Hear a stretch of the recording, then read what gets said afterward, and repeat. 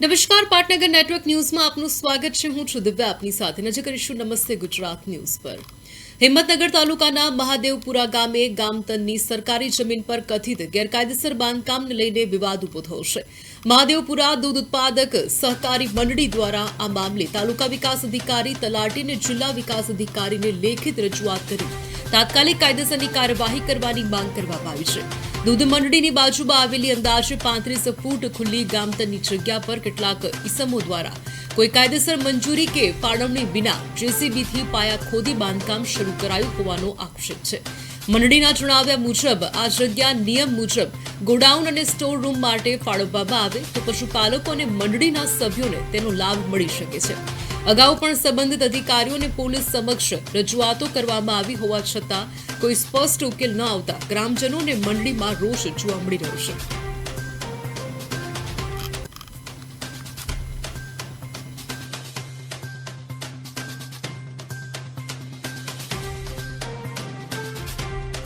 અરજી આપણી પંચાયતમાં જ કરેલી છે કે બીજે કોઈ અગાઉ કરેલી? અમે 17/2 આપેલી પેલા અરજી પંચાયતમાં, ભાવપુર પંચાયતમાં, પછી બીજા દિવસે આપેલી અરજી તાલુકા પંચાયત ડીડીઓ ને, ત્યાર પછી અમે બીજી અરજી આપી ડીડીઓ ને, જિલ્લા પંચાયત।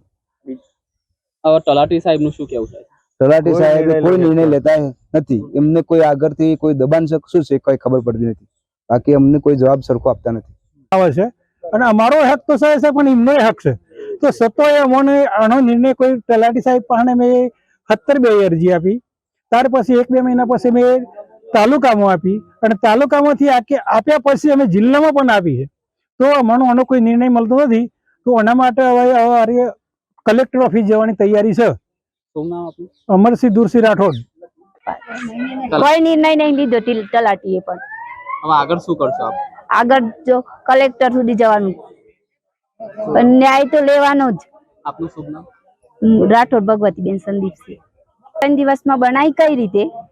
2017 ની અરજી છે અને એ લોકોને 3 દિવસમાં આકાની કઈ રીતે બનાવી લીધી?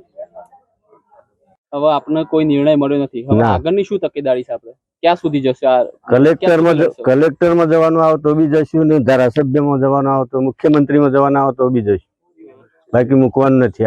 આપનું શુભ નામ? મારું નામ સુરેન્દ્રસિંહ પ્રતાપસિંહ રાઠોડ, વાઇસ ચેરમેન।